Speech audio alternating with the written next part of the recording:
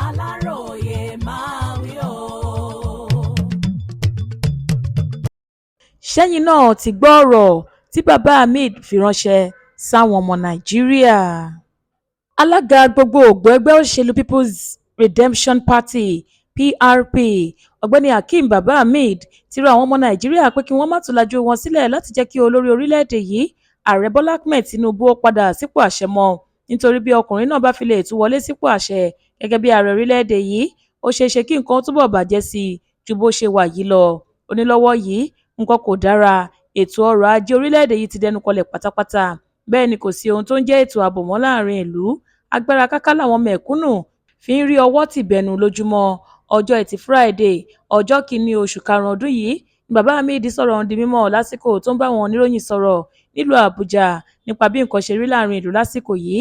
Ó ní látìgbà tá a ti gba òmìnira lọ́wọ́ àwọn òyìnbó aláwọ̀ funfun, nǹkan kò fi bẹ́ẹ̀ bàjẹ́ tó báyìí rí, àti pé lára pé ààrẹ Tinubu kò kúnjú òṣùwọ̀n tó láti darí ìjọba orílẹ̀-èdè yìí ni àrélù ṣe ń bá àwọn ọmọ Nàìjíríà nígbà gbogbo. Kì í ṣe ìròyìn tàbí ọ̀rọ̀ àsọdùn rárá wípé eku kò ké bí eku mọ́ láàrin ìlú, bẹ́ẹ̀ ni ẹyẹ kò tún ké bí ẹyẹ mọ́. Kódà ọmọ èèyàn pàápàá kò fọhùn bí ọmọ ènìyàn. Nǹkan ti bàjẹ́ pátápátá kọjá àtúnsọ lọ. Kò sí ètò ààbò tó fẹsẹ̀ múlẹ̀ dáadáa láàrin ìlú mọ́.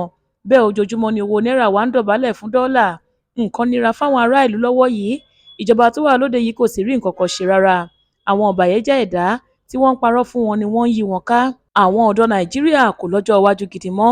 Kókó ohun tó sì jẹ ààrẹ Tinubu lógún jùlọ lásìkò yìí ni bó ṣe máa tún wọlé sípò àṣẹ orílẹ̀-èdè yìí lásìkò ìbò 2027. Ohun kan ṣoṣo táwọn ará ìlú, pàápàá jùlọ àwọn ọ̀dọ́ Nàìjíríà lè ṣe ni láti fìbò wọn lé ààrẹ Tinubu dànù. Bí bẹ́ẹ̀ kọ́ o, bó bá tún fi lè padà sílé ìjọba lọ́dún 2027, nǹkan máa bàjẹ́ gidi gan ni o. Ó sì ṣeé ṣe kí àwọn tó máa gbàjọba lọ́wọ́ rẹ̀ lẹ́yìn tó bá parí sáà tirẹ̀ tán má rójútùú sọ́rọ̀ ọ̀hún mọ́. Ètò ààbò orílẹ̀-èdè yìí kò tíì mẹ́hẹ tó báyìí rí. Látìgbà tá a ti gba òmìnira lọ́wọ́ àwọn òyìnbó, ààrẹ Tinubu kò rójútùú sọ́rọ̀ ọ̀hún. Bẹ́ẹ̀ ló jẹ́ wípé ìgbà gbogbo làwọn agbébọn fi ń pààyàn káàkiri orílẹ̀-èdè yìí tí ìjọba Tinubu kò sì ṣe nǹkan kan sí i. Ó kù sí gbogbo àwọn ọmọ Nàìjíríà lọ́wọ́ o.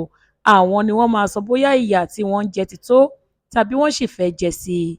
Bẹ́ẹ̀ ni Baba Ahmed wí. Adéwálé Adéoyè ló ṣe àkójọpọ̀ ìròyìn yìí fún ìkànnì Aláròyé Online TV.